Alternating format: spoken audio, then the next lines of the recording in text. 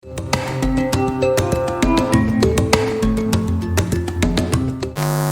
alaikum everyone. This is Dr. Ali, one of the core member of Google Development Student Club at the University of Engineering and Technology. तो आज की हमारी है workshop number 8।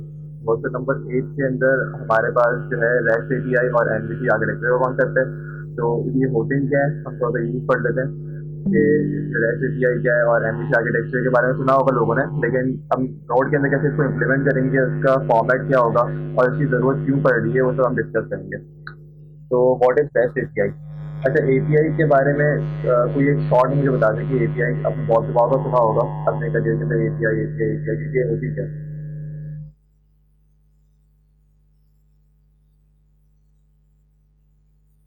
कोई type बता दें, किस पर बता, एपीआई होती क्या, किस बताओ।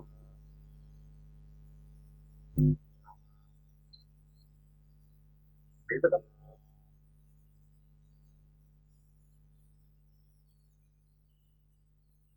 अरे वाह।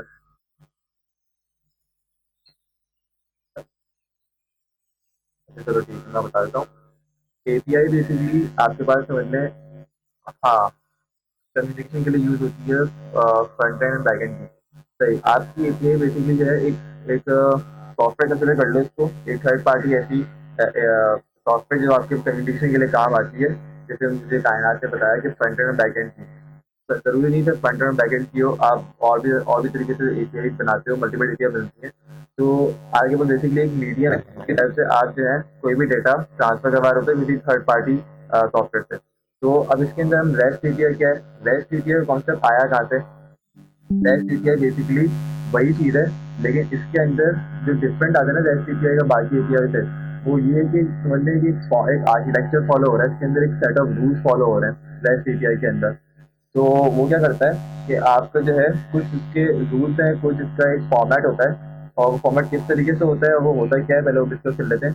कि बेसिकली आपका रेस्ट एपीआई के अंदर जो है ना, एक चीज़ होती है रिप्रेजेंटेशन स्टेट ट्रांसफर। अगर मैं उसको रेस्ट एपीआई को पूरा एक डिफाइन करूँ, तो उसका एक नाम है रिप्रेजेंटेशनल स्टेट ट्रांसफर, जो आपने रेस्ट का सुन रहे होते शॉर्ट में। तो ये करता है क्या, ये आपके पास जो रिसोर्स, आपके पास जो डेटा आप उसकी रिक्वेस्ट कर रहे होते हो, तो वो जो है उसको रिटर्न में आपके रिस्पॉन्स में कुछ बंच ऑफ यूआरआई के हेल्प से आपको डेटा आपको गेट कर रहा होता है।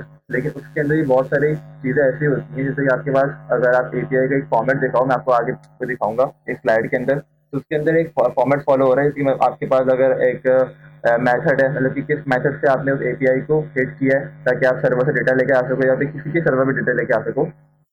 यहाँ पे वो एक चीज़ हो जाती है।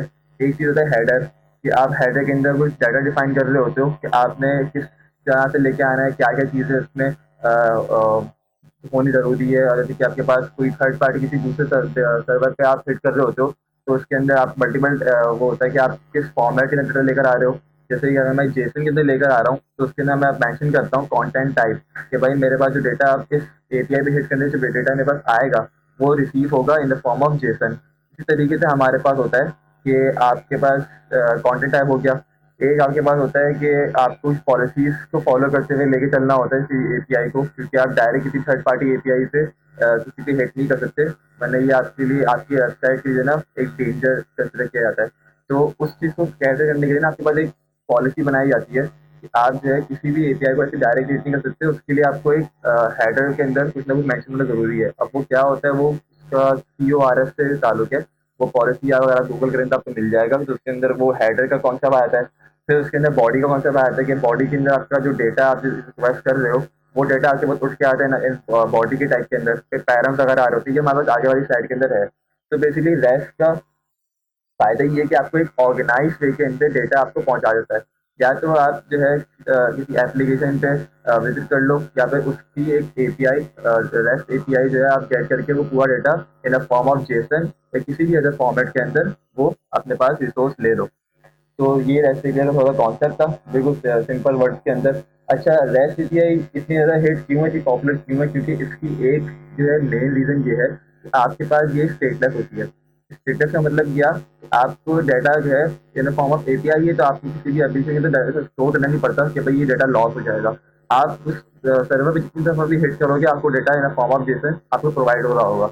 तो आपको स्टेटलेस नहीं होती और ये इंडिपेंडेंट होती है, मतलब कि हर एपीआई, हर एसटीपीआई की जो रिक्वेस्ट है वो इंडिपेंडेंट होती है, किसी भी दूसरे कम्युनिकेशन को वो अफेक्ट नहीं करती, कोई एक एपीआई किसी दूसरे कम्युनिकेशन को अफेक्ट नहीं करती।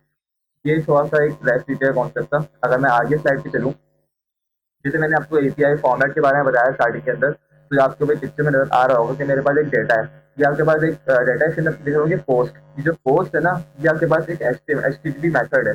आपके पास किसी भी एपीआई, कोई एपीआई किसी भी हिट करती है, किसी भी ट्रैवल करती है सर्वर पे, तो वो एचटीटीपी के कौन है।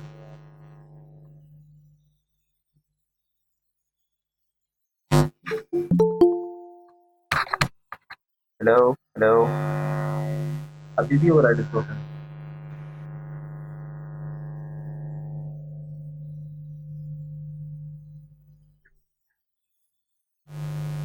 Hello hello.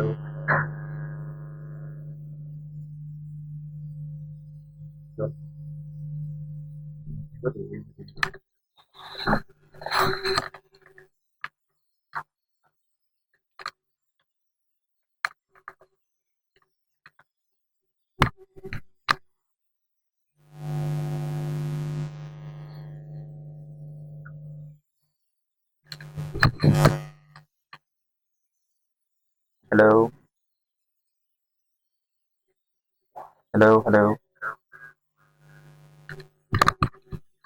नहीं, मैं लैपटॉप पे हूँ, लैपटॉप पे नहीं हूँ, मैं तो पीछे बैठा हूँ।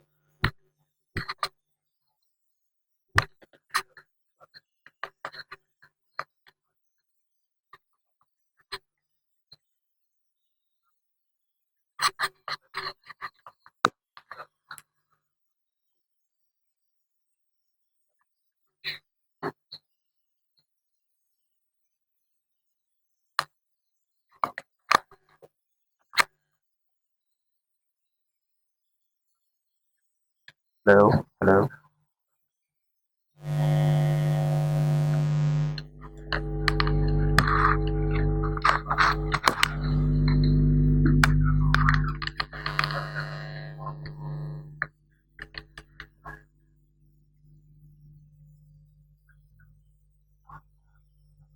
Hello hello.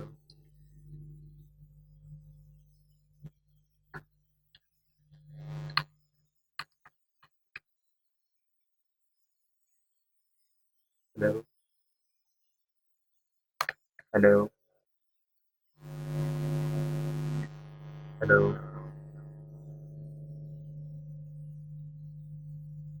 अब सही हो थोड़ा।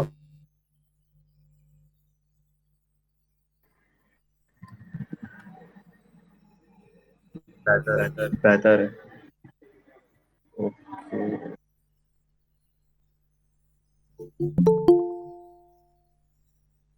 मेरी आवाज आ रही है ना।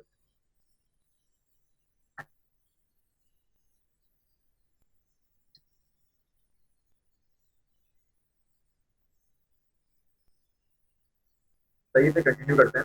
आपके पास मैंने आपको एपीआई फॉर्मेट के बारे में बताया कि हमारे पास जो है, ये पोस्ट जो है यहाँ पे लिखा था, ये one of the HTTP method है। ये बहुत सारे एचटीटीपी मेथड होते हैं, लेकिन हमारे यहाँ जो आज यूज के अंदर ना कुछ ही एचटीटीपी मेथड यूज होंगे। तो आपके पास जो फॉर्मेट होता है ना एपीआई का, उसके अंदर एक चीज होती है एचटीटीपी फॉर्मेट।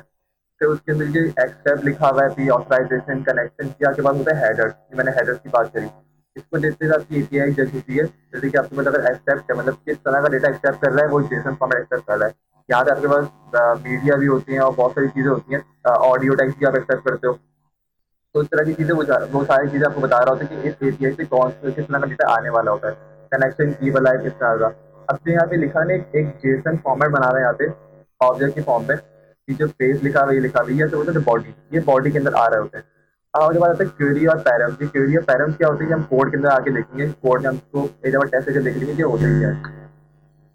एचटीटीपी मेथड, ये मेथड आपके पास गेट पोस्ट पुट।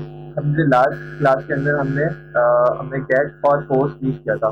गेट हम यूज करते हैं किसी भी एपीआई के डेटा को सर्वर से गेट करने के लिए। पोस्ट हम यूज करते हैं ताकि हम डेटा को वहाँ पे किसी सर्वर पे डिप्लॉय करें या फिर इसको सेव करवाएं। लेकिन पोस्ट के अंदर और गेट के अंदर एक चीज फर्क होती है कि गेट के अंदर जो है आप अपना कोई भी डेटा भेजते नहीं हो, लेकिन रिक्वेस्ट और बॉडी के अंदर जो है आप कोई भी डेटा नहीं भेजते हो। जबकि पोस्ट के अंदर जो है आप रिक्वेस्ट और बॉडी के अंदर किसी भी तरह का डेटा किसी सर्वर पर डिप्लॉय करते होते हो, ये तो करके गैस गैस और पोस्ट के अंदर पुट पुट क्या होता है? पुट भी आपके पास ये काम कर रहा होता है कि पुट आपके पास जो भी डेटा आप भेज रहे होते हो ना, वो एग्जिस्टिंग अगर किसी डेटाबेस के अंदर वो चीज पड़ी हुई है तो वो उसको रिप्लेस करता है। पुट आपके पास यूज होता है किसी भी डेटा को रिप्लेस करने के लिए। पैच पैच आपके पास क्या होता है? पैच आप यूज होता है बॉडी को किसी भी डेटा का भेज रहे हो ना किसी भी डेटाबेस के अंदर, तो वो उसको अपडेट करने का यूज आता है पैच। अच्छा, एक डिफरेंस क्या होता है कि पैच और पुट के अंदर भी डिफरेंस लोगों को सबसे सिमिलैरिटी ज़्यादा मिल रही होती है कि पुट क्या करता है?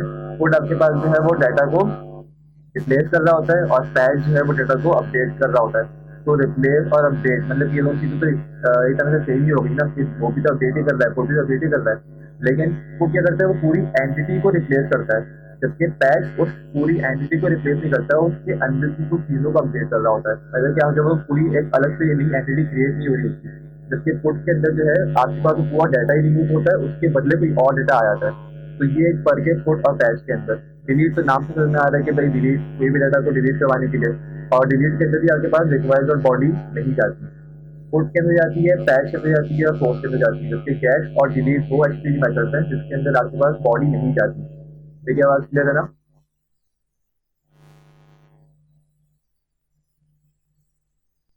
ताकि मैं आगे प्रोसीड करूँ, बेहतर है। अच्छा, कोई बहुत डिस्टॉर्शन अगर हो रही होगी ना तो मैं एडिटिंग करके उसको चेंज कर दूंगा, तो अगर आपको रिकॉर्डिंग वापस देखते हो तो आपको जो है उसके अंदर आवाज़ नहीं आएगी या मेरी आवाज़ क्लियर होगी। अच्छा, एमबीसी की आगे जैसे कि बात में आएंगे, पहले हम एक एप्लीकेशन के अंदर ये सारी चीज़ें जो है ना एक दफ़ा चेक कर लेते हैं कि हम किस तरीके से काम करेंगे। लास्ट टाइम अगर अपने एप्लीकेशन में जाऊँ, ये तो नहीं है, ये वाली नहीं है, उससे आज करवानी है मेरे पास। मैं नोट में गया।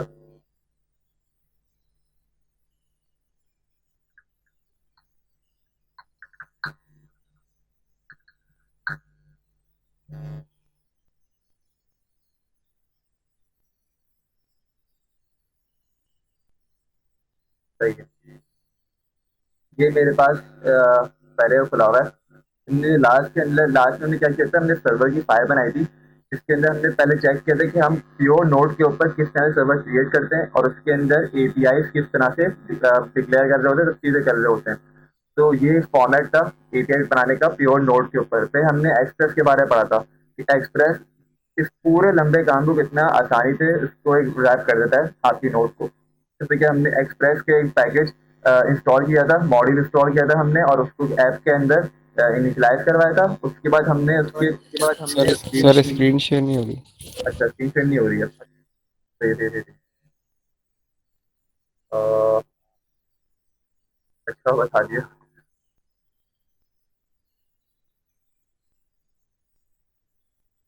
चलो, मैसेज प्लेस क्यों आ रहे हैं? सही है, अब हो रही है। बाहर जाना की हो पड़ेगा। रही है। सही है। सर्वर डॉट जेएस की जो फोल्डर बना रहे हैं हमने, लास्ट लास्ट हमारे उसका है। तो उसके अंदर हमने प्योर नोड के ऊपर सीखा था कि हमने एचटीटीपी इस तरह से सर्वर को क्रिएट किया और उसके अंदर हमने ये दो एपीआई बना के देखी थी। फिर बाद में हमने उसको लिसन करवा के उस कोड को लाइव किया था। तो ये काम था हमारा प्योर नोड के ऊपर। इस चीज़ को काफ़ी ज़्यादा ऑप्टिमाइज कर दिया था आपके एक्सप्रेस ने। तो एक्सप्रेस में हमने क्या किया था? एक लाइब्रेरी इंस्टॉल की थी, हमने कोड डिफाइन किया था और सेम वाला काम जो हमने प्योर नोड के अंदर किया था, लेकिन इसके अंदर अब हमने एपीआई बनाने का तरीका अलग है और इसके अंदर लिसन करवाने का तरीका अलग है। मतलब कि एचटीटीपी सर्वर हम अलग से क्रिएट नहीं कर रहे, वो आपके पास एक्सप्रेस खुद करके दे रहा है आपको। आपने बस उसको लिसन करवाना है और आपने अलग अलग जगह पे उसको एपीआई को क्रिएट करना है। और ये देखिए कितना आसान काम हो जाता है हमारे पास। और इसको हमने पोस्टमैन पे टेस्ट भी किया था, जैसे कि मैं आपको यहाँ पे दिखाऊं कि हमने गेट का यहाँ पे एक एपीआई बनाई थी और यहाँ पे हमने कोई ना कोई डाटा भेजा था, लेकिन डाटा शो नहीं हो रहा था। उसके भी वजह थी, वो एक पॉइंट कल मिस कर गया था, वो आपको बताता हूँ। मैंने यहाँ पे सेंड किया, मेरी एपीआई लाइव कौन सा लाइव नहीं है। अब मुझे मैसेज आ रही है।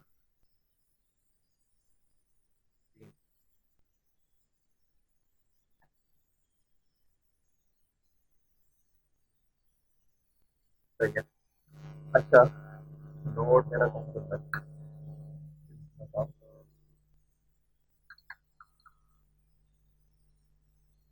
मैं कलर ऐप के ऊपर हूँ। सही है। नोडमॉन, अच्छा नोडमॉन मैंने रिस्टार्ट किया था तो मेरे पास से नोडमॉन सॉल्व हो गया था, तो उसके अंदर वो एनवायरमेंटल पार्ट चाहिए था। सर्वर, सर्वर के अंदर सर्वर टू डॉट शेयर, और सर्वर टू, ये मेरे पास सर्वर स्टार्ट हो गया नोडमॉन की हेल्प से। अच्छा ये वाली जो एपीआई हम टेस्ट कर लेते पहले, जो हमने लास्ट समझी था, ताकि आप लोग को वहीं से रेज्यूम करने में आसानी हो। ये मेरे पास एक गेट थी, एक गेट एपीआई थी, कोई बॉडी हम नहीं भेज रहे, मैं हटा रहा हूँ कि हम गेट के अंदर बॉडी नहीं भेज, मैंने सेंड किया, मेरे पास एपीआई हिट हुई, मतलब कि सक्सेसफुली एपीआई सही चल रही है ये वाली एपीआई एक्सप्रेस के हेल्प से। हम एपीआई टू कर लेते हैं, लेकिन इसके अंदर हम करते हैं पोस्ट। पोस्ट के अंदर हमारे पास रिक्वायर्ड बॉडी नहीं आ रही थी, वो क्यों नहीं आ रही थी, इसकी वजह ये थी, की वजह ये थी, आपके पास जो है ना एक मिडलवेयर यूज हो रहा होता है एक्सप्रेस के अंदर, मतलब कि जब भी आप किसी भी सर्वर पे हिट करते हो, अपने जो है ना कोई डेटा लेके आते हो, तो वो फॉर्मेट पहले रॉ फॉर्मेट में होता है, उसको आपने जेसन में कन्वर्ट करना होता है। तो वो प्रोसेस जो है ना हमने प्योर नोट के पे देखा था, नहीं देखा था हमने, ऐसा नहीं देखा। इसके अंदर के बाद जो भी एपी आ रही होती है, कोई डेटा आ रहा होता है, उसको हमने पहले जेसन के अंदर जेसन फॉर्मेट में लाना पड़ता है, ताकि आप उसको रीड कर सको और वो उसको आपके रिक्वायर्ड बॉडी के अंदर इंजेक्ट कर सके।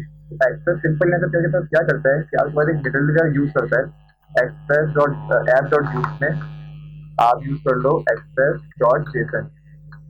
ये मिडलवेयर क्या होते हैं, मिडलवेयर के बता दो मिडलवेयर क्या होते हैं। मिडलवेयर का हमने कौन सा पढ़ा था रिएक्ट के अंदर, जब हमने रिएक्ट रिडक्ट एक्सटेंशन लगाया था, जिसमें क्रोम से जो है हम ब्राउजर से जो है हम स्टेट के बारे में देख सकते थे कि स्टेट कब जा रही है और उसके अंदर क्या क्या चीजें आ रही हैं।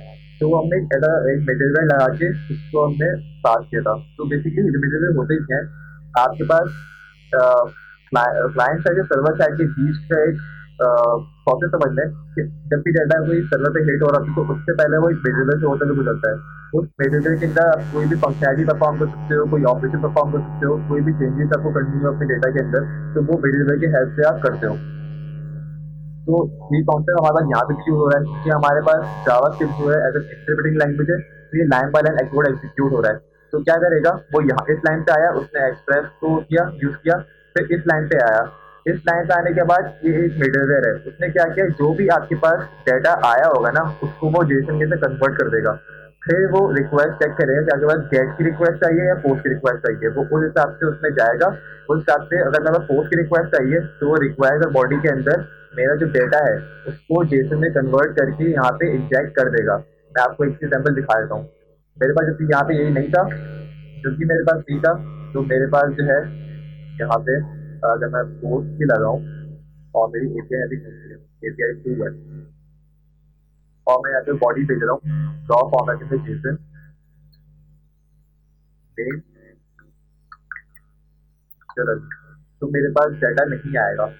क्यों नहीं आएगा, क्योंकि मैंने उसको एक मिडिलवेयर से पास नहीं किया। तो अगर मैं इसको मिडिलवेयर से पास करूंगा तो वो मुझे वो स्टेशन में अपने जावा के ऑब्जेक्ट के अंदर उसको पेश करेगा, फिर उसको रिक्वायर्ड बॉडी के अंदर इंजेक्ट करेगा। इंजेक्ट करने के बाद देख लेते हैं कि हमारे पास क्या आता है। तब ये देखते हैं, सेम हमारे पास यहाँ पे लिखा हुआ आ गया, मतलब कि मैंने तो कॉन्सेप्ट लगाया था, आवाज क्लियर नहीं आ रही। फिर से हो गया।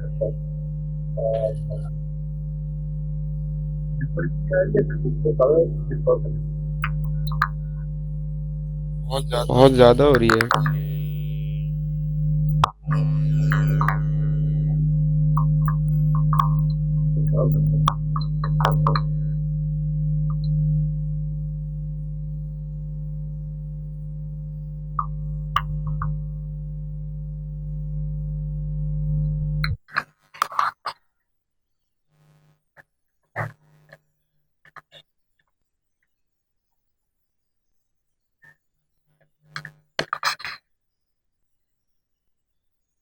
अब अब बता दो मुझे कोई अब बेहतर है। ज्यादा अच्छा है। ये मेरे ना हेडफोन का थोड़ा इशू हो गया, इसलिए करना पड़ेगा।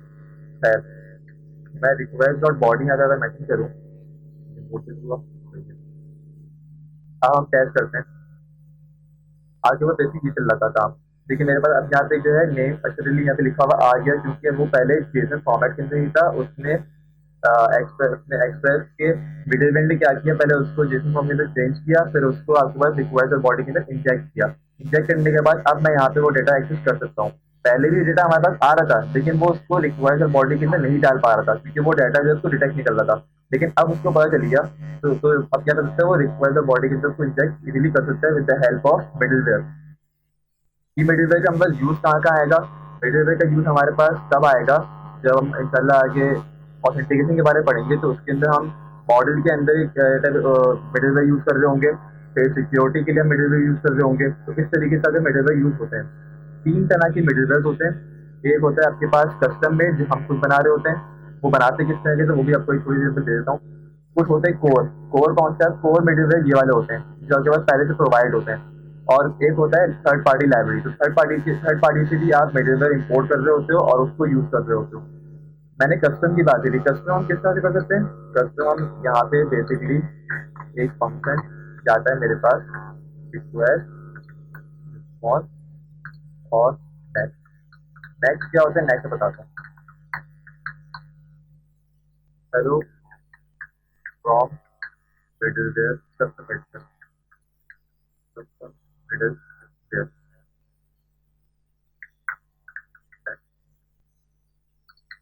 नेक्स्ट का मैं गेम बता दूँ। नेक्स्ट गेम है, मैंने सर्वर पे हिट किया, मेरे पास चला होगा ये लाइन वाइज, यहाँ पे चला होगा। इसने पहले डेटा को चेंज किया होगा, उसके बाद मेरे पास चला ये वाली मिडिलवेयर। अगर मैं यहाँ से नेक्स्ट हटा दूँ तो क्या होता है, सब देखते हैं। मेरे पास यहाँ पे थ्रेड मेरा हो गया ब्लॉक। क्योंकि थ्रेड क्यों ब्लॉक हुआ मेरा? क्योंकि अगर वो इस लाइन पे आया होगा, इसने इस एक्सप्रेस मिडिलवेयर ने क्या किया होगा, उसको आगे बोला होगा कि भाई ये हमारा काम कंप्लीट हो गया, अब मेरा काम जो है अब उसको आगे नेक्स्ट टास्क के लिए आगे प्रोसीड कर दो। तो वो इस जगह आया होगा, इसलिए तो नेक्स्ट कॉल ही नहीं किया। मतलब कि आप इसके आगे आप चल ही नहीं सकते, यहाँ तक कि हो गई थ्रेड ब्लॉक। तो ये कॉन्सेप्ट होता है नेक्स्ट का। जो कोर मिडिलवेयर होते हैं उसके अंदर आपके पास by default next function use हुआ हुआ होता है। और जैसे कि यहाँ पे अब मेरे पास नेक्स्ट यूज नहीं हो रहा, क्योंकि मेरे पास एपीआई भी चल रहा है, मिडिलवेयर ही है। तो जिसके अंदर एपीआई के अंदर नेक्स्ट यूज नहीं हो रहा, तो एक्सप्रेस क्या करता है, एक्सप्रेस आपके पास यहाँ पे इसी जो गेट के फंक्शन किया हुआ है, इसी के अंदर आपको नेक्स्ट को कॉल करके दे रहा होता है। तो एपीआई फंक्शन यहाँ पे सीधे बोल रहा हूँ, मिडिलवेयर फंक्शन यहाँ पे इस तरीके से आता है। क्लियर है? मिडिलवेयर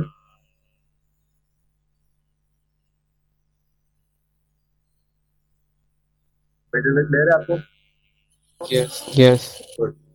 तो ये कस्टम मिडिलवेयर हम बना रहे होंगे आगे, अगर टाइम मिला मुझे तो किसी एप्लीकेशन के अंदर मिडिलवेयर यूज करके दिखा दूंगा। तो ये तरीका होता है आपके पास मिडिलवेयर यूज करने का। तो हमारे पास जो डेटा नहीं आ रहा था वो इस मिडिलवेयर की वजह से नहीं आ रहा था। अब हम आगे प्रोसीड करते हैं। अच्छा, एक चीज अगर नोटिस करो कि हमने ये दो एपीआई बनाई थी, क्या हम इसको कोड ब्रेक कर सकते हैं? या ये तो वही वाला काम हो गया ना कि हमने यहाँ भी तो सारी चीजें लिख रहे थे, तो इसमें उसमें क्या फर्क है, कौन सा डिफरेंस आया कि हमने सर्वर बनाना नहीं पड़ा, उसको बना के दे दिया। लेकिन एपीआई तो हम यही मैचिंग कर रहे हैं कि सर्वर डॉट जेएस की फाइल के अंदर यहाँ भी मैचिंग कर रहे हैं, यहाँ भी मैचिंग कर रहे हैं। तो ये चीज जो है हम इसको खत्म करेंगे, इसको कोड थोड़ा सा क्लीन अप करेंगे। इसके अंदर एक कॉन्सेप्ट होता है राउटिंग का। जैसे हमने रिएक्ट के अंदर राउटिंग का पढ़ा था, पेज बाय पेज हम जब राउटिंग कर रहे होते हैं, इसी तरीके से हम सर्वर के अंदर रिसोर्सेज की राउटिंग कर रहे होते हैं। मतलब कि आपने एपीआई राउटिंग कर रहे होते हैं, आपको किस तरह का डेटा चाहिए वो आप यहाँ पे प्रोवाइड करो, और उस तरह के डेटा के अंदर उस तरह के रिसोर्स के बाद वो उसकी मल्टीपल एपीआई बनी हुई होंगी। मतलब कि हम सारी के सारी एपीआई यहाँ पे डिफाइन नहीं करेंगे, हम उसको ग्रुप वाइज तोड़ देंगे। तो ग्रुप वाइज तोड़ेंगे जिस तरीके से, पहले हम एक एप्लीकेशन के हेल्प से समझ लेते हैं।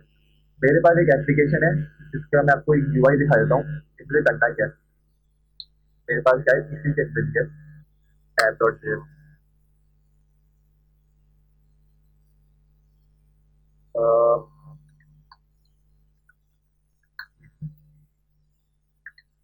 कलर है, जान डाउन। ये सिंपल सी मेरी एक रिएक्ट एप्लीकेशन है।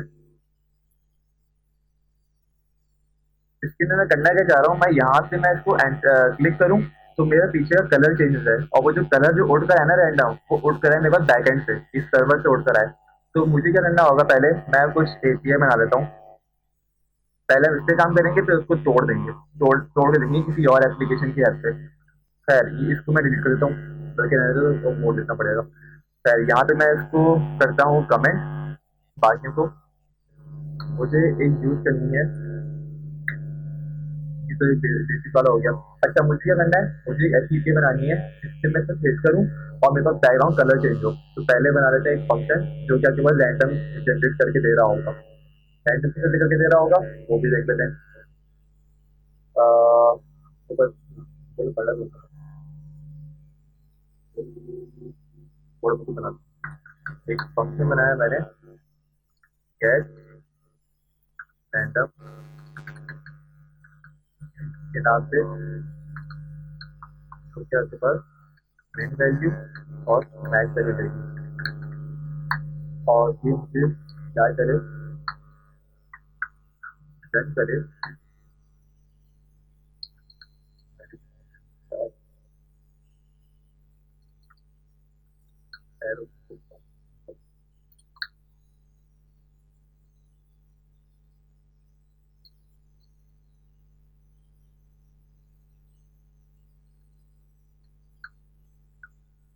रन करें मेरे पास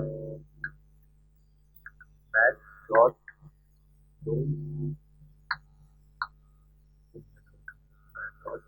अच्छा दोनों चीजें ऑन करता आपने मैच से पढ़ा होगा, तो वही चीज हम लगा रहे हैं यहाँ पे तो डाउन करने के लिए। मैक्स फाइनल ये इतना यूज किया है कि याद हो गया।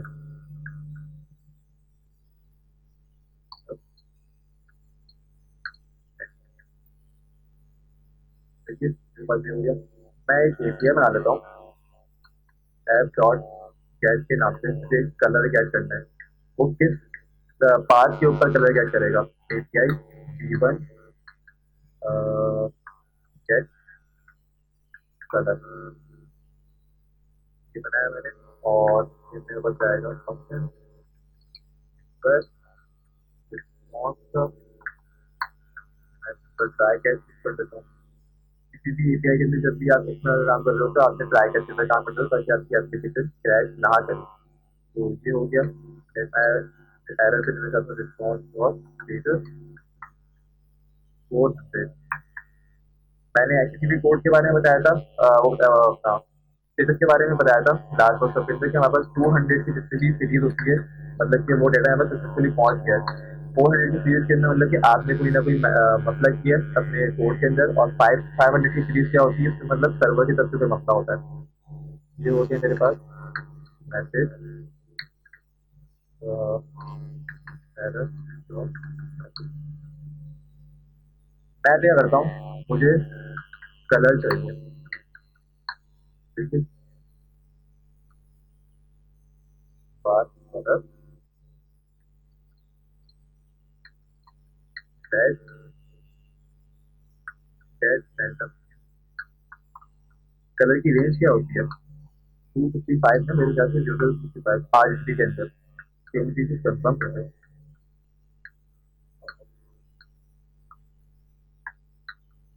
आई गेस 255 तो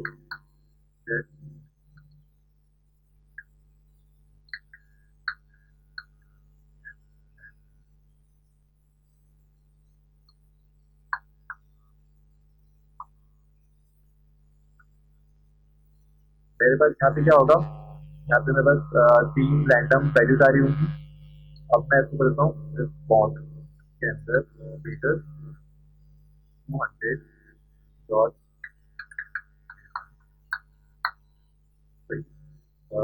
स्टेटस और डेटा, डेटा के अंदर कलर। तो पहले डेटा को टेस्ट करके देख सकते हैं अगर ये डिफरेंशिएट किया। तो मेरे पास यार सर्वर चल रहा है, देखिए यहाँ पे गेट लोकल होस्ट, इस पास 1001 है, एक गेट कलर वो डेटा क्या रहा, सेंड किया, सही है। मेरे पास एपीआई सही से रन कर लिए और मेरे पास कोई ना कोई रैंडम वैल्यूज यहाँ पे आ रही हैं। मैं फिर से करता हूँ, इसमें अलग वैल्यूज आएंगी। अब मैं चाह रहा हूँ कि मैं इसको अपने फ्रंट एंड के ऊपर जो है ना, तो मैं यहाँ पर बटन पे क्लिक करूं तो मेरा बैकग्राउंड चेंज हो जाए इस रैंडम कलर से, लेकिन ये डेटा मेरे पास उठ के जाए क्लाइंट साइड पे, फ्रंट एंड पे जाए और वो उसको गैस करे। गैस करने के बाद क्या करे, उसके कलर को चेंज कर दे। तो मैं आपको ज्यादा उसकी यूआई बताता हूँ। रिएक्ट तो आप लोग पढ़ चुके हो, रिएक्ट से मैंने पूरा क्लियर कर दिया था। तो अब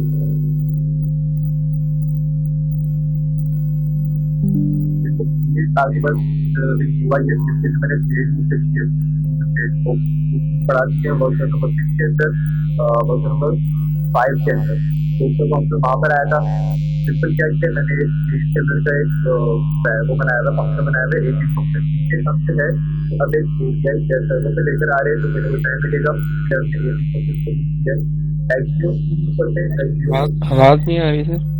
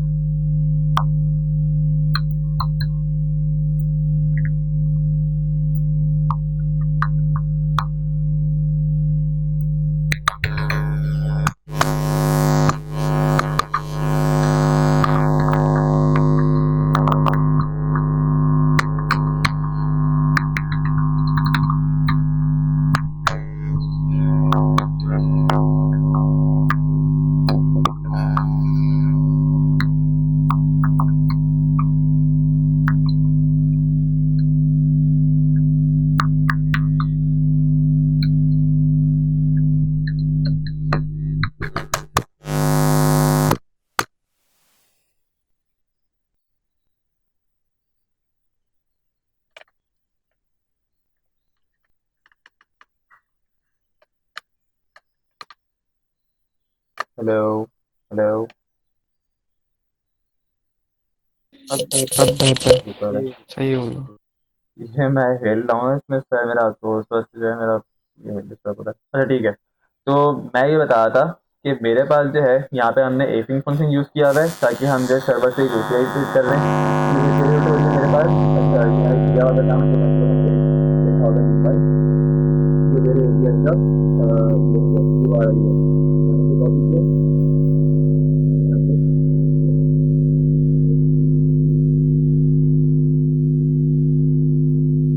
तो इसमें लग जाए।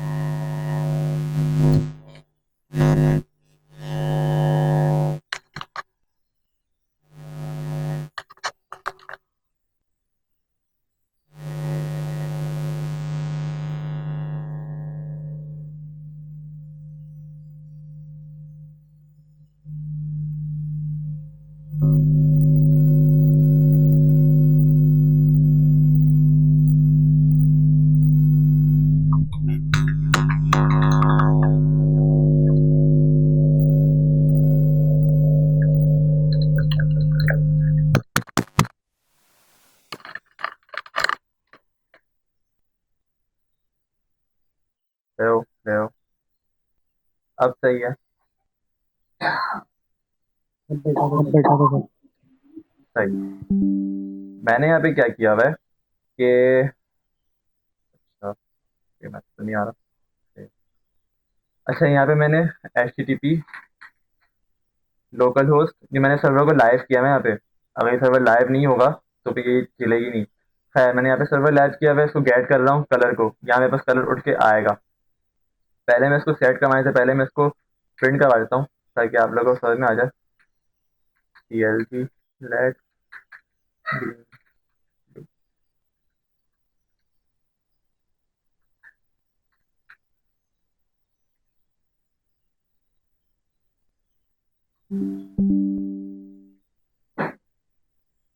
Well, console error, network error, handle error, क्या एरर आ रहा है?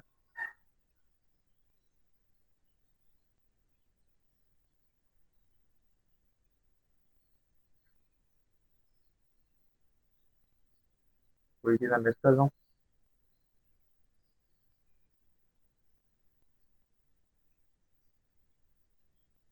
API v1 get colour,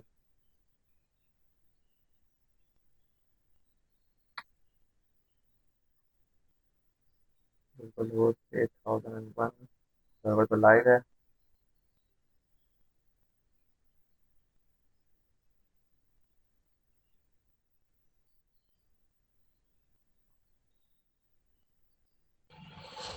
sir मेरे ख्याल में लोकल होस्ट पे जाएगी, सिर्फ HTTP नहीं आएगा।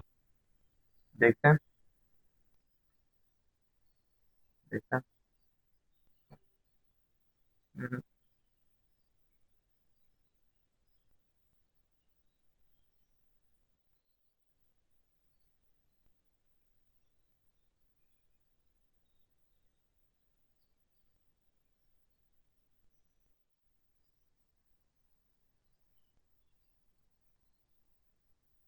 एक मिनट। हाँ, ये सर्वर पे API दिस इज 200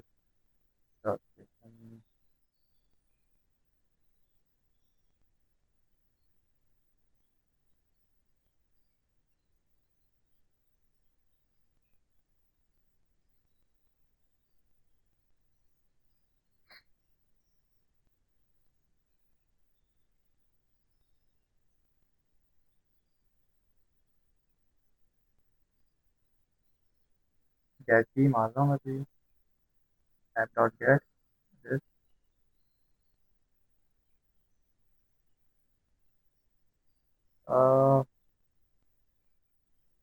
मेरे पास हेडर का तो इशू नहीं है। नहीं, वो वाला इशू भी नहीं है।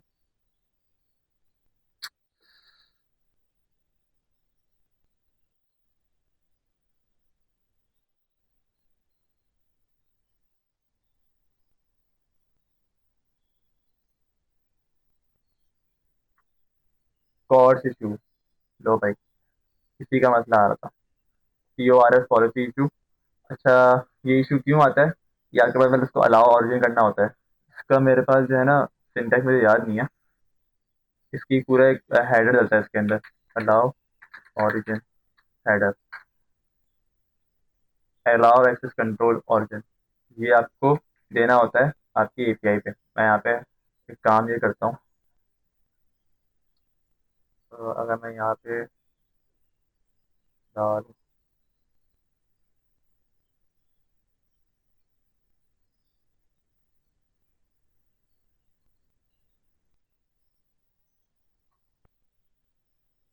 कॉस्ट इशू,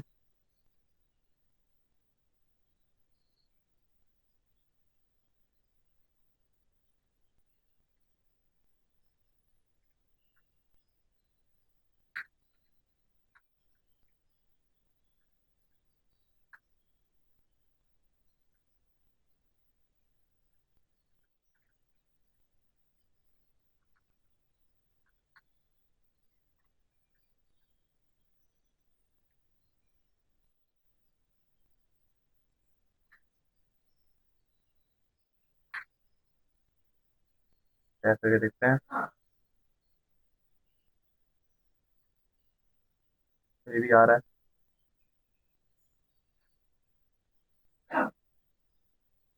किधर कोई मैसेज नहीं है।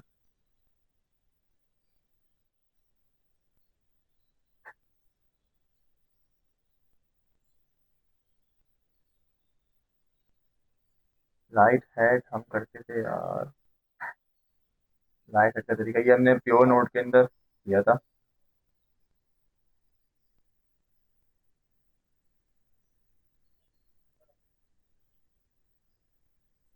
ये तरीका क्या होता था? ये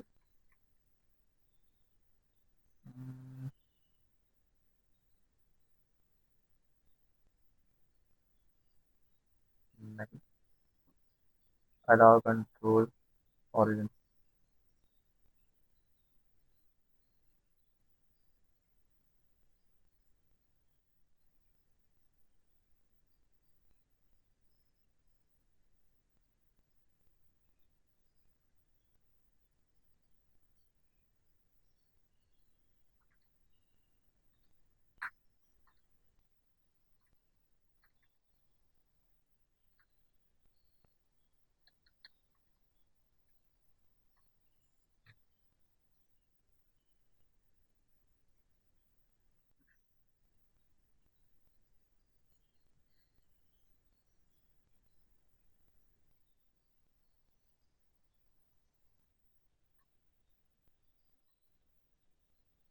यहाँ मसला कर रहा है मेरे पास, अलाउ एक्सेस ओरिजिन में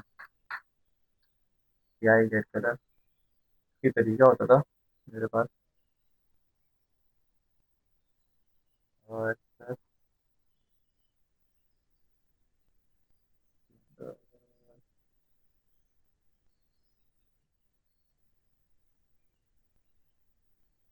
शुरू करना चाहिए था पहले से।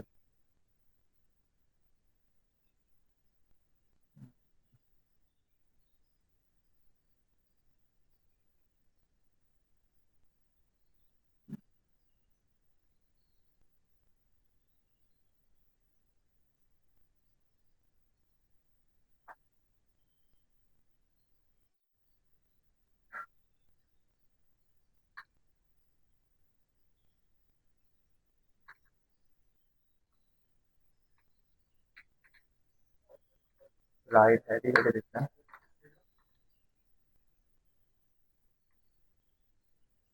200, देखो राइट हेड तो करता ही है।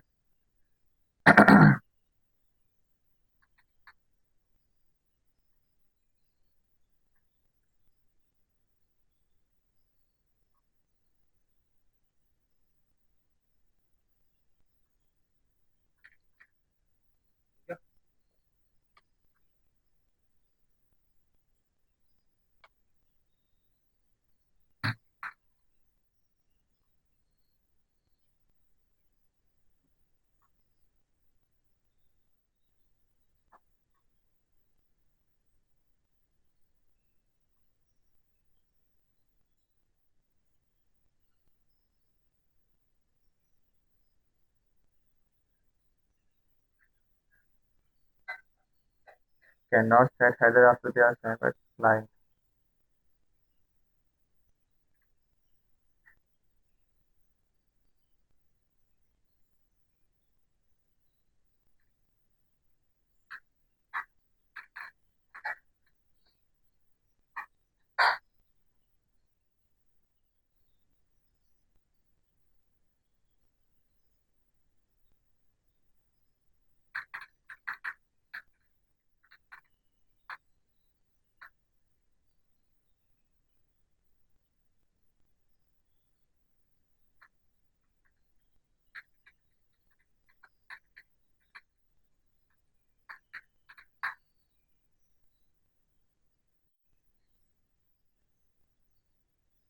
अभी तो चल रहा था, ये क्या हो गया इसको बताना। Cannot set header after they are sent to the client at new node server.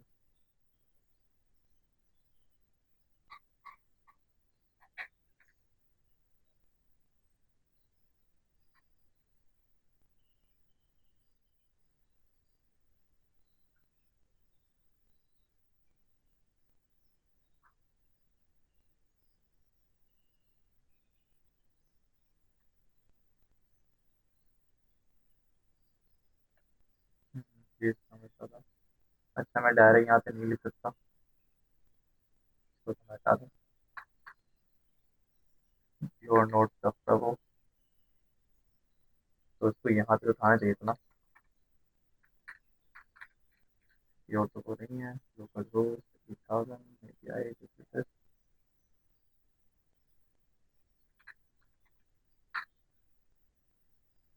तो वो यहाँ पे कोड क्यों दे रहा है।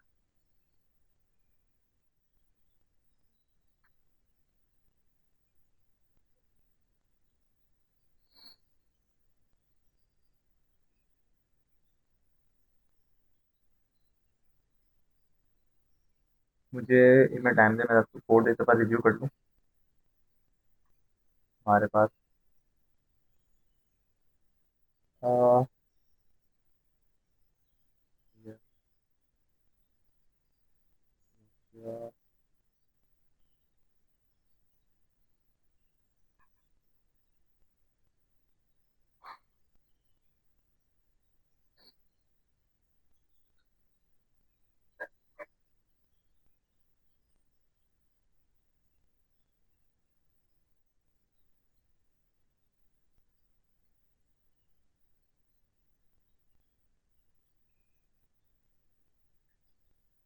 अच्छा खैर, इसका मैं इशू देख लूँगा कि ये कॉर्ड इशू क्या सॉल्व होगा इसके अंदर।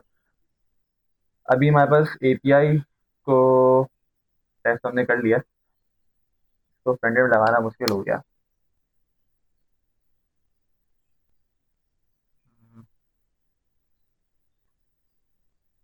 ये फिर हमारी सही चल रही है ना?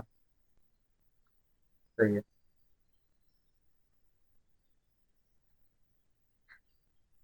फ्रंट एंड का काफ़ी इशू आता है कॉर्ड्स का, इसके भी एक लंबी फटीक होती है। खैर अच्छा, अभी अपनी पे देख लेते हैं। ये तरीका था हमारे पास, एक तो हमने सारा इस पे कर दिया था। तो अब इसको तोड़ते किस तरीके से हैं? हमारे पास जो राउटिंग का कॉन्सेप्ट आता है हमारे पास, तो वो राउटिंग का कॉन्सेप्ट ये आता है कि आप अपने सारे के सारे एपीआई जो हैं वो डिफरेंट फाइल के अंदर क्रिएट करो और उसको यहाँ पे इंपोर्ट करके अपने ऐप को रन कर लो, अपनी एपीआई को यहाँ पे एक तरह एक्सपोर्ट करवा लो। तो वो तरीका क्या होता है, वो तरीका हम देख लेते हैं कि हमारे पास उसी के बाद हमारे पास एमवीसी का कॉन्सेप्ट आता है। तो पहले मैं इसको करता हूँ, हटा देता हूँ पूरे को। मैं इसको कोड कर देता हूँ क्योंकि मुझे कोड पुश करना होगा, इसको क्या करता हूँ। अच्छा लेट सपोज हमारे पास एक एप्लीकेशन की एपीआई है। उस एपीआई के अंदर, तो मैसेज नहीं आया, नहीं। अच्छा हमारे पास एक एप्लीकेशन की एपीआई है, उस एपीआई के अंदर उस एप्लीकेशन के अंदर हमारे पास ऑथेंटिकेशन की एक समझने के लॉगिन प्रोसेस जो पूरा होता है, उसके अंदर हमारे पास मल्टीपल एपीआई होते हैं। फिर हमारे पास कोई ऐसी एप्लीकेशन है जिसके अंदर क्रेड ऑपरेशन परफॉर्म हो रहा है, तो उसके अंदर उसका डिलीट ऑपरेशन वगैरह वगैरह ये सब चीज़ें होती हैं। और इस तरीके से हमारे पास जितनी भी कॉम्प्लेक्स एप्लीकेशन बनती जाती है उससे ज़्यादा उसकी एपीआई सारी आ रही होती हैं। तो वो एपीआई हम सारे के सारे एक ही सर्वर के फाइल के अंदर रखें, तो ये जो है एक बैड कॉन्सेप्ट है। इसको हम ख़त्म करेंगे किस तरीके से? राउटिंग के हेल्प से। तो राउटिंग के लिए हम क्या करते हैं, सबसे पहले यहाँ बना देते हैं एक फाइल, एक फोल्डर बना देता हूँ मैं राउट्स के नाम से। इस राउट्स के अंदर हम एक सिनेरियो पहले डिफाइन कर लेते हैं कि सिनेरियो हम बनाने के जा रहे हैं। मैं एक काम करता हूँ कि मैं ऑथेंटिकेशन की जो है ना, एक ऑथेंटिकेशन और ऑथेंटिकेशन हो जाए, और एक क्लाउड ऑपरेशन के लिए मैंने पोस्ट रख लेता हूँ एक। मैं समझ ले मैंने एक ब्लॉग एप्लीकेशन बनाई हुई है, उसके मैं कर रहा हूँ। तो ऑथेंटिकेशन के अंदर हमारे पास किस किस तरह की एपीआई हो सकती हैं? एक होती है लॉगिन की, एक साइन अप की रख लेते हैं, एक रख लेते हैं हमारे पास ईमेल वेरिफिकेशन की रख लेते हैं, और एक रख लेते हैं हमारे पास पासवर्ड की, रीसेट पासवर्ड की। तो हमारे पास ऑथेंटिकेशन के दो हो गई, चार एपीआई। और पोस्ट के अंदर हमारे पास हो जाएंगी क्रेड ऑपरेशन है, तो ऐड डिलीट सब्ट्रैक्ट और ऐड डिलीट अपडेट और क्या होता है, रिट्रीव। तो हमारे पास ये हो जाएंगी, गेट का आ जाएगा और अपडेट डिलीट ये सब हो जाएंगे। तो चार इसकी चार इसकी। अब मैं आठ यहाँ बैठ के बनाऊँ, इससे अच्छा मैं इसको अलग फाइल के अंदर कर देता हूँ और हर राउट्स के लिए अलग डिफाइन करूंगा। मतलब कि ऑथेंटिकेशन का अलग राउट होना चाहिए, पोस्ट का अलग राउट होना चाहिए। तो यहाँ से हमारे पास जो है ना एक कोड ऑप्टिमाइजेशन का कह सकते हो या मेंटेनेबिलिटी का कह सकते हो, वो उसका कॉन्सेप्ट आता है। और एमवीसी भी यहीं से स्टार्ट होती है हमारी। तो मैं अगर यहाँ बनाऊँ और राउट, ये कोर्स के चक्कर में जो है ना, सीआर के चक्कर में हमारा आज का लेक्चर आधा आधा ना रह जाए। सही है, ये हो गया। पहले मैं यहाँ पे करता हूँ एक्सप्रेस को इम्पोर्ट, रिक्वायर मेरे पास एक्सप्रेस। फिर हम एक और चीज़ लेकर आते हैं, राउट। वो हमें मिलती है express dot router. Express dot router, इसको हम तोड़ेंगे किस तरीके से, वो जैसे हम कोड करते जाएंगे आपको मैं आगे एक्सप्लेन करते आता हूँ। सही है, हमारे पास ये हो गया। अब राउट के अंदर हम यूज़ कर लेते हैं, क्योंकि हम पहले बना रहे हैं ऑथेंटिकेशन की। ऑथेंटिकेशन के अंदर मैंने बताया था चार हम एपी बना के देख लेते हैं। ऑथेंटिकेशन गेट, गेट के अंदर हम कर सकते हैं नहीं, सारी मेरे ख्याल से पोस्ट ही होंगी, ऑथेंटिकेशन तो पोस्ट ही जाएगी। तो लॉगिन, एक लॉगिन का होगा, लॉगिन के अंदर मेरे पास रिक्वेस्ट रिस्पॉन्स, सही है। मैं यहाँ से करता हूँ कॉपी पेस्ट।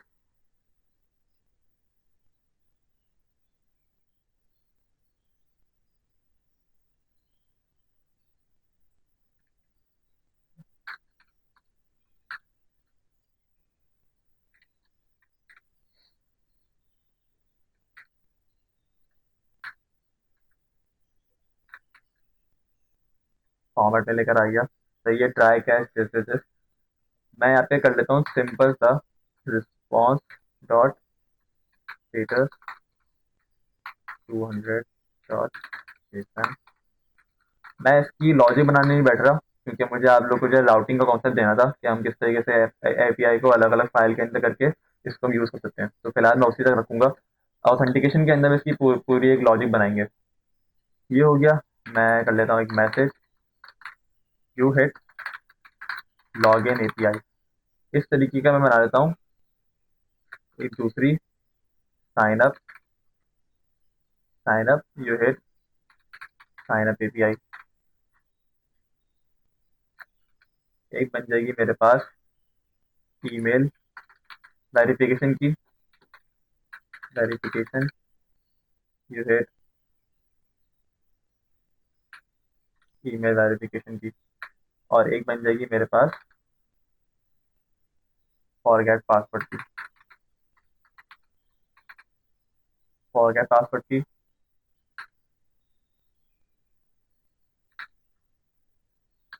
ये हो गया।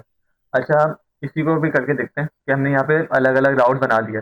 अब मैं इसको करता हूँ एक्सपोर्ट, मॉड्यूल डॉट एक्सपोर्ट। ये पुराना सिंटैक्स है।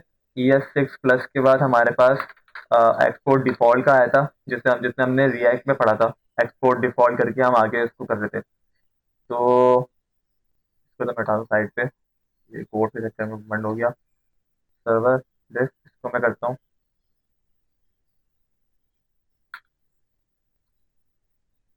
ये बाद में नीचे कोड में देख लेना। ये मेरे पास सिंपल सी एक सर्वर की फाइल है, सर्वर की फाइल है हमारे पास। अच्छा, अब इसके अंदर हम कर लेते हैं हमारे पास उस राउटर को क्या इंपोर्ट। सही, ये है ना, हमने राउट को किया। हमें लगाना है एप डॉट यूज। जब वो API V1 ऑथ के अंदर जाए ना, तो मेरे पास चले ऑथ राउट वगैरह जाए। ऑथ राउट से मेरे पास उड़कर आ गया ये। तो ये अब जो भी मेरे पास ऑथेंटिकेशन के अंदर इस पाथ में जाएगा ना, ऑथ के पाथ के अंदर, तो वो इसके अंदर जाएगा, इस राउट के अंदर जाएगा हमारे पास। मैं इसका नाम भी देता हूँ ऑथ राउट में।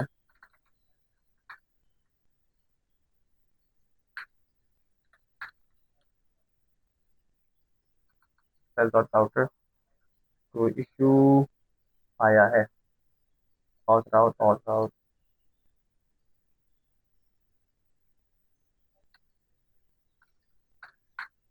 ऑथ राउट।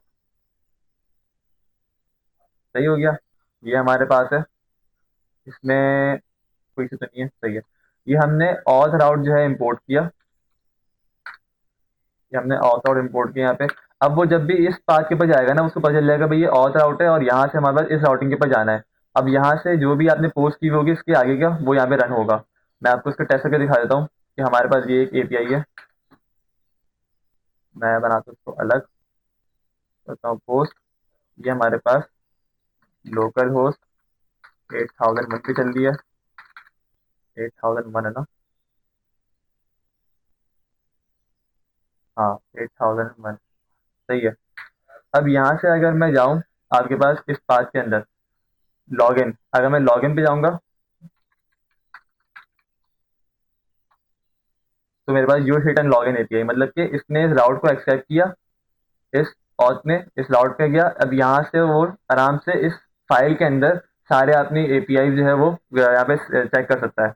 हमें सर्वर की फाइल को गंदा करना पड़ा? नहीं करना पड़ा, हमने उसकी अलग फाइल क्रिएट करी ऑथ राउट की। ये सारे के सारे राउट अब इस फाइल के अंदर रहेंगे, और मैं इस तरीके से मल्टीपल पोस्ट की फाइल बना सकता हूँ, इस तरह से कर सकता हूँ। तो यहाँ तक तुम्हारे पास एमवीसी का कॉन्सेप्ट आता है। अब ये जो हमने ये काम किया है ना, ये जो लॉगिन के अंदर ये वाला काम किया है हमने, इसको भी मैं अलग फाइल में करना चाहूँगा कि ये भी मेरे राउटर बहुत सारे राउट आएंगे यहाँ पे, तो ये भी तो गंदा हो रहा है ना, क्योंकि ये काम जो है हमारे पास एक बिहेवियर है, मतलब कि आपकी एपीआई में जो अंदर काम हो रहा है ना, ये एक फंक्शनल बिहेवियर है। इसको टैकल करता है आपका अपना कंट्रोलर। अगर एमवीसी के अंदर हम उसको वो करें, अगर उसको ओपन करके देखें, तो एमवीसी के अंदर एम होता है मॉडल। वो मॉडल हम यूज करेंगे जब हम मॉन्गूस पढ़ेंगे, मतलब कि मोंगो डीबी के ऊपर आप जब आएंगे तो सारे डाटा के वैलिडेशन हो रही होती है, स्कीमा जो बिल्ड हो रहा होता है वो हमारे पास होता है मॉन्गूस मॉडल वाली फाइल के अंदर। कंट्रोलर के अंदर अपनी लॉजिक लिख रहे होते हैं, और व्यू व्यू हम इसमें यूज नहीं करेंगे। व्यू इसलिए हम यूज नहीं करेंगे क्योंकि हमारे पास जो है अब एसएसआर का कॉन्सेप्ट जो है वो खत्म हो गया है, हम जो है वो सीएसआर पे आ गए। एसएसआर मतलब कि server side rendering. Server side rendering के अंदर क्या होता है, हमारे पास व्यू आता था, क्योंकि व्यू हमारे पास सर्वर से जनरेट होकर क्लाइंट साइड पे व्यू होता था। लेकिन अब जो है जैसे कि हमारे पास क्लाइंट साइड होता है, तो हमें जो है उस व्यू की जरूरत अब नहीं होती। मैं इसको थोड़ा सा और एक्सप्लेन करते चलूँ कंट्रोलर्स में। तो मैंने किसके अंदर बनाया ये, अ, इस फोल्डर में रखना पड़ेगा मुझे।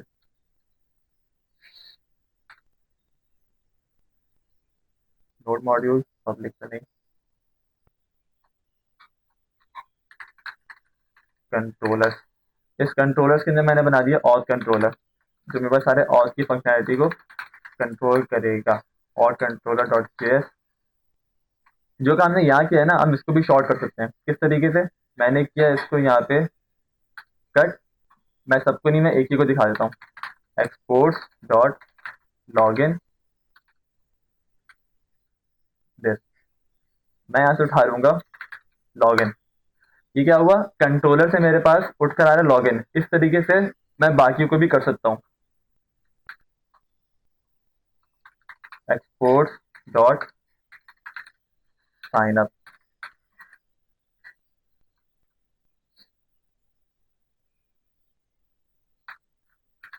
साइन अप, मेरे पास कोड और ज़्यादा क्लीन हो गया। मतलब कि यहाँ पे मैं सिंपल राउट डिफाइन कर सकता हूँ, लेकिन सारी कंट्रोलिंग इस जगह होगी। अभी तो हमारे पास कोई लॉजिक हम बिल्ड नहीं कर रहे हैं, हम सिंपल से एक मैसेज यहाँ पे वो करवा रहे हैं, जबकि लॉगिन के अंदर आपके पास वो JWT ऑथेंटिकेशन हो रही होती है, टोकन बन रहा होता है, सब सब चीज़ें आपके पास आ रही होती हैं।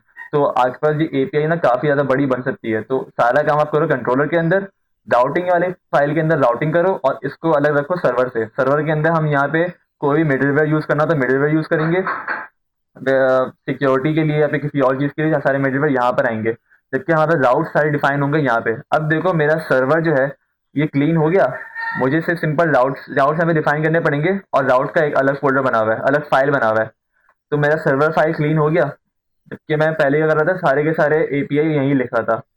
तो कितना अच्छा कॉन्सेप्ट लेकर आ गया एमवीसी और ये राउटिंग का। एक्सप्रेस आपको राउटिंग का कॉन्सेप्ट इसी तरह देती है कि आप कोड को और अच्छा कर सको, कोड को और मेंटेनेबली बना सको। अब अगर मेरे पास किसी ऑथेंटिकेशन के इसके ऊपर एरर आएगा ना, मैं डायरेक्ट ऑथ राउट के अंदर जाऊंगा।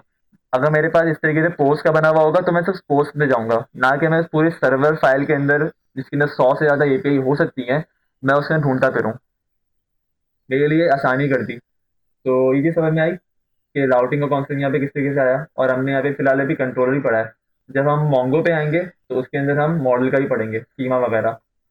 आज की जो वर्कशॉप थी हमारी यही थी। तो ये चीज़ समझ में आई सबको, यस सर। क्लियर है? और बाकी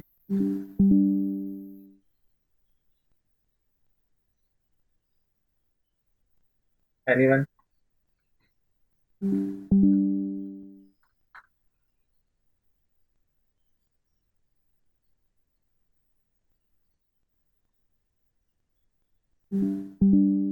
अच्छा, मूव करते हैं अपने एफएक्यू सेशन पे। तो आज की जो वर्कशॉप थी हमारी शायद यहीं पे एंड होती है। जो कोर्स का इशू है मैं आपको सेंड करता हूँ कि कोर्स का इशू उसको रिजॉल्व किस तरह से होगा। बाकी जो है एफएक्यू जो आर्च के रिलेटेड हमने जो एक्सप्रेस का पढ़ा, हमने एपीआई को हैंडल किया राउटिंग की हेल्प से, और जो रेस्टफुल एपीआई के अंदर कॉन्सेप्ट था हेडर का बॉडी का, तो वो आप बता दें इसमें किसी को कोई कंफ्यूजन।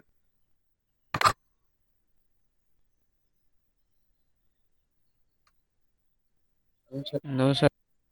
लेकिन वो लेकिन वो आपने जो आपने जो एमवीसी बताया है, एमवीसी बताया मॉडल है view model view controller, controller, उसमें व्यू उसमें व्यू क्यों क्यों हम यूज नहीं हम कर रहे? यूज़ नहीं कर मतलब रहे? जो मतलब जो एसएसआर और एसएसआर और आरएसआर जो आप आरएसआर बता जो रहे आप थे वो बता रहे थोड़ा थे वो समझ थोड़ा में समझ में नहीं आया। देखो, हम जो रिएक्ट पे काम कर रहे थे ना, वो हम क्लाइंट साइड एंटरिंग कर रहे थे, मतलब कि हम जो रिएक्ट के अंदर पूरी बिल्ड कर रहे थे यूआई, वो क्लाइंट पे बिल्ड हो रही है, ना कि हमारे पास सर्वर से उठकर आ रहा है। पहले हमारे पास क्या होता था ट्रेडिशनल वे के अंदर कि हमने सारी की सारी एचटीएमएल फाइल को हमने कर दिया सर्वर पे डिप्लॉय, तो वहां से उठ के आती थी फाइल।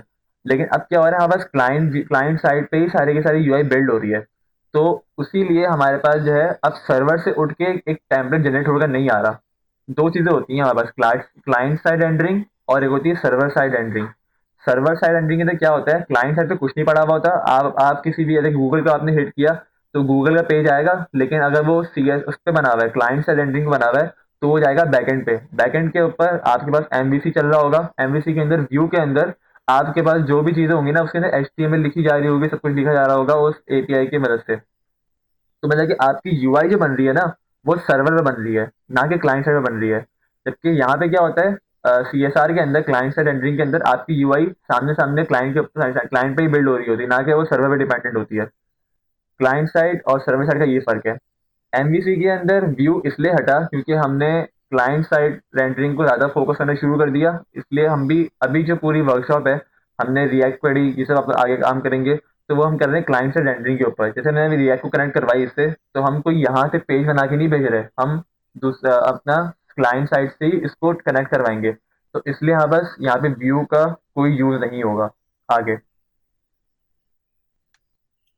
Okay sir. क्लियर है? Thank you. अच्छा, राउटिंग क्लियर है? राउटिंग मैंने किस तरह से करी, यस।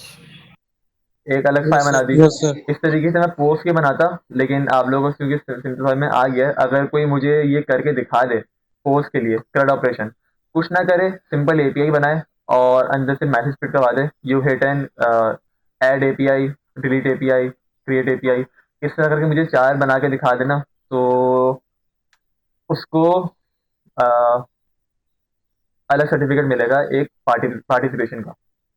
ये मैं कह रहा हूँ। मुझे तो मेरे ऑथ की बनाई है ना, इस तरीके से पोस्ट की मुझे कोई बना के दिखाए। ये नेक्स्ट के अंदर या फिर मुझे आ, हाँ नेक्स्ट में दिखा दे, नेक्स्ट वर्कशॉप में, या मुझे ग्रुप पे सेंड कर दे ताकि बाकी भी इसमें थोड़ा इंटरेस्ट लें कि वो भी शुरू करें कि हम वर्कशॉप अटेंड करें, लेकिन हैंड्स ऑन हमारी हो नहीं रही। तो ये मैं अनाउंस कर रहा हूँ कि इस तरह के साथ साथ जो भी लेके चलेगा, मैं उसको एक टास्क दे दूंगा, और वो टास्क कंप्लीट करने पे एंड में उसको एक तो कंप्लीशन का सर्टिफिकेट तो मिलेगा ही मिलेगा, लेकिन उसको एक पार्टिसिपेशन का अलग सर्टिफिकेट मिलेगा। सही है? क्लियर हो गया? ओके। और अभी या इसमें और कोई कंफ्यूजन? अच्छा, बस क्यूरी और पैरम्स का मेरे ख्याल से रह गया था, पैरम्स का रह गया था। सही है। पैरम्स हमारे पास यहाँ पे आ रहे होते हैं, यहाँ पे मैंने इसको आगे किया, देखिए पैरम्स यहाँ पे ओपन हो गया, मैंने कोई वैल्यू दी, नेम। अच्छा, देख रहे हो क्वेश्चन मार्क के बाद से आपके पैरम्स शुरू हो जाते हैं, मतलब कि आपने पैरामीटर कोई ना कोई वैल्यू पास करवा रहे हो, और उस पैरम को आप गेट करते हो। मेरे पास, मैं इसको अगर यहाँ पे नहीं करूंगा, मैं किसी दूसरी इसे कर दूंगा गेट कलर पे। सही है, इसको मैं करता हूँ कलर रेड। ये मैं एक एपीआई भेज रहा हूँ, एक पैरम भेज रहा हूँ, सही है, एपीआई पे। इसका मेरे पास इसकी डीपीआई क्या है, सर्वर टू, सपोज करो मेरे पास ये वाली एपीआई है।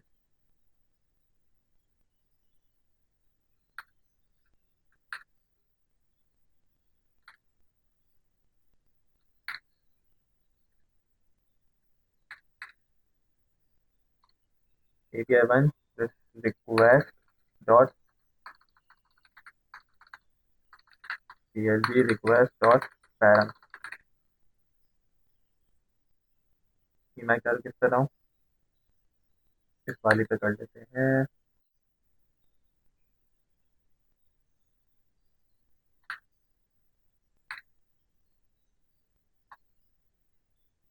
You hit N API console. नहीं हुआ, क्यों नहीं हुआ, देख लेते हैं।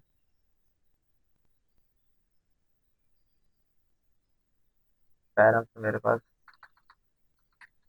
क्या रहा है,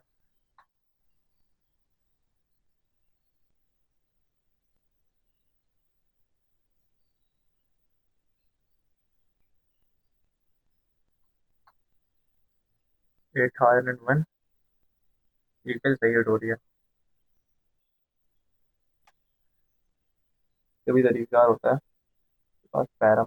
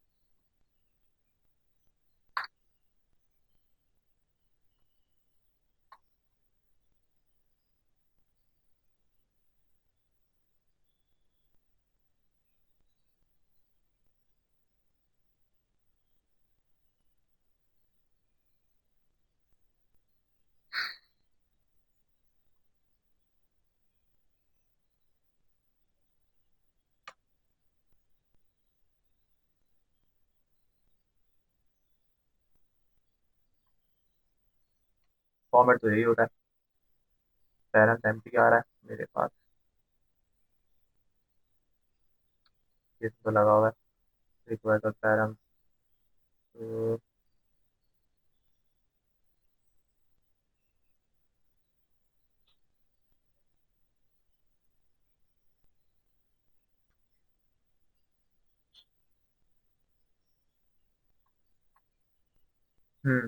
वो इसलिए नहीं आ रहा क्योंकि मैंने यहाँ पे दिया ही नहीं, तो इसलिए नहीं आ रहा। क्योंकि मेरे पास वहां से सेंड तो हो रहा है लेकिन किसी ना किसी वेरिएबल के अंदर तो आ ही नहीं रहा। अब देखते हैं अब क्यों नहीं आ रहा। वो इसलिए नहीं आ रहा कि मेरी क्या गलत आ रही है।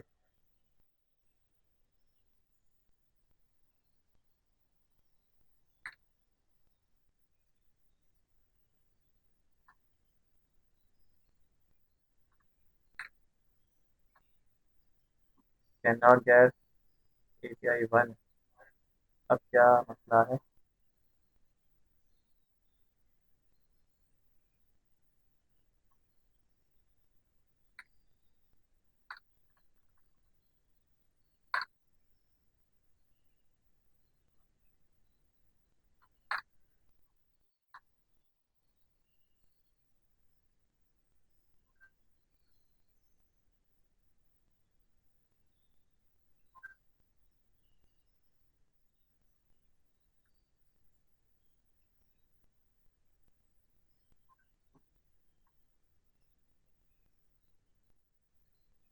ये मेरे पास अभी रन हो रहा था, पता नहीं क्या मसले मसाइल है इसके। खैर, इसका भी मैं दिखा दूंगा कि क्या तरीका है। यहाँ पे अजीब मसले कर रहा है इसके अंदर।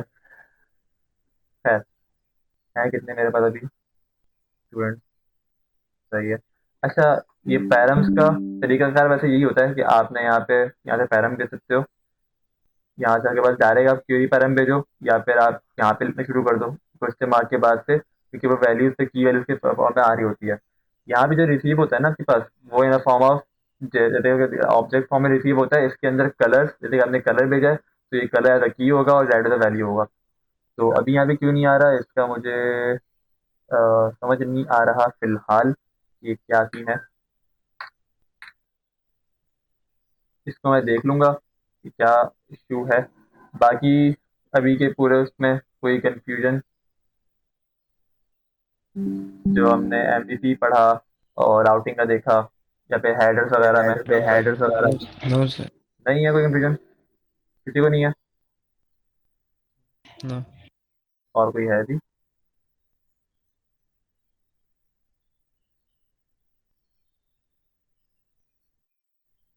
सही है, फिर आज की वर्कशॉप यहाँ पे एंड करते हैं और नेक्स्ट वर्कशॉप के अंदर हम ऑथेंटिकेशन देखेंगे और ये सारी जो भी मसले मसाइल है ना, ये चीज़ें मैं देखकर आऊँगा कि क्या इशू चल रहे हैं मेरे हाल। सही है, तो आज की वर्कशॉप हम एंड करते हैं। Thank you so much for joining. अल्लाह हाफिज़।